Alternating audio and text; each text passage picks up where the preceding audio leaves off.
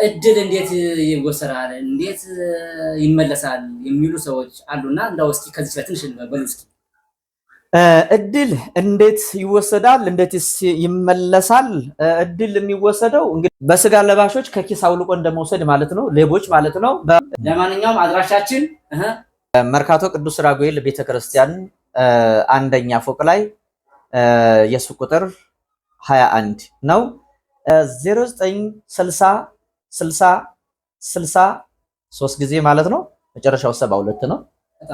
0985 16 16 16 3 ጊዜ 16 መነሻው 85 ነው።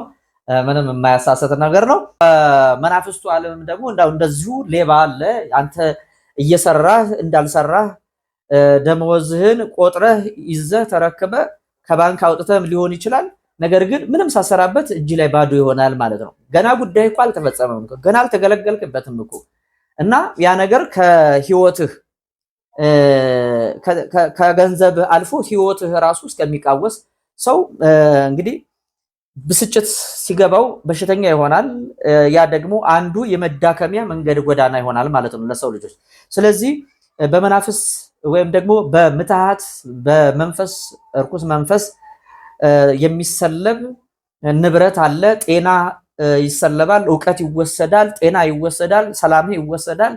በትዳር የነበረው ሰላም፣ በመስሪያ ቤት የነበረው ሰላም፣ አእምሯዊ የነበረው ሰላም። አንድ ሰው ጥሩ ደስተኛ ሆኖ እየተማረ እያለ አእምሮ ይወሰዳል። ከዛ በኋላ አእምሮ ከተወሰደ፣ ዕውቀቱ ከተወሰደ፣ እድሉ ከተወሰደ በኋላ ያ ሰው ፈዞ ደንዝዞ ሰው ነው፣ ግን ውስጡ ደግሞ ባዶ የሆነ ቃፎ የሆነ ማለት አእምሮው ከሱ ተወስዶ ቀፎ ብቻ ቀርቶ ሰው የሚለው ጸባዩ ይቀየርና አመለካከቱ ይቀየራል። ራሱን አጥፋ አጥፋ ይለዋል፣ ወይም አጥፊ ይላታል። ያ መንፈስ ሲላክ ማለት ነው። እና ብዙ ሰዎች ራሳቸውን የሚያጠፉት፣ መኪና ውስጥ የሚገቡት፣ መርዝ የሚጠጡት፣ ከሀገር የሚለቁት በእነዚህ ርኩሳን መናፍስት ጸዋጋን አጋንንት የተያዙ የታሰሩ ስለሆኑ ነው። ይሄ ደግሞ አፈ ታሪክ ብቻ አይደለም። እኔ አንተ ምንናገረው በቃል ብቻ ምንናገረው ሳይሆን መጽሐፍ ቅዱሳዊ ነው ማለት ነው። ርኩሳን መናፍስት ጠንቋዮች እንዳሉ፣ ጣዖት አምላኪዎች እንዳሉ፣ እድል እንደሚወሰድ፣ የሰው ልጅ በርኩስ መንፈስ እንደሚመታ፣ እንደሚታሰር፣ እንደሚያብድ፣ ራሱን እንደሚያጠፋ መጽሐፍ ቅዱስ በተለያየ ስፍራ ኢየሱስ ክርስቶስ አስተምሮታል። እና ይሄ ደግሞ በጾም በጸሎት በስግደት ነው በንስሐ ነው እያለ በዛ በማቴዎስ ወንጌል ምዕራፍ 17 ጀምረን ስንመለከት ማቴዎስ ወንጌል ምዕራፍ 8 ማቴዎስ ወንጌል ምዕራፍ 9 ስንመለከት ስለ እርኩሳን መናፍስትና ስለ እርኩስ መንፈስ በርኩስ መንፈስ ስለተመቱ ሰዎች በሰፊው በጥልቀት አስተምሯል። አሁን ችግሩ መጽሐፍ ቅዱስ ላይ አለ፣ ግን ያንን አንብቦ መረዳትና ማወቅ የማይፈልግ አለ፣ ማመን የማይፈልግ አለ። ነገር ግን ደግሞ ባናምነውም ብንጠላውም ወይም ደግሞ እኛ ስላከበር ነው እኛ ስለጠላ ነው የሚወደን የሚያከብረን አይደለም። ስላከበር ነው የሚያከብረን አይደለም፣ ስለጠላነውም አይንቀንም አይተወንም ማለት ነውና በዚህ እርኩስ መንፈስ የተያዙ ሰዎች አሉ። ግን አሁን እዚህ አምደው ቅዱስ ሚካኤል ገዳም ላይ የሚገርም ነገር እንዳይወልዱ ማህፀናቸውን የዘጋ አይነጥላ የሚባል እርኩስ መንፈስ በትዳር ላይ ሰላም የሚነሳ ወይ እንዳታገባ ሊያደርጋት ይችላል፣ ወይም ደግሞ አግብታ ሰላም እንዳይኖራት ያደርጋል፣ ወይም ደግሞ አግብታ በትዳሯ ደስተኛ ስትሆን የሚወለደው ልጅ ኦቲዝም ሆኖ እንዲወለድ ያደርጋል ይሄ መንፈስ። አዎ ጭንቅላቱ ከዚህ በላይ እንደ ከበሮ በጣም ሰፊ ይሆንና ሌላው የሰውነት ክፍሉ እንደ ሳር እንደ ቄጠማ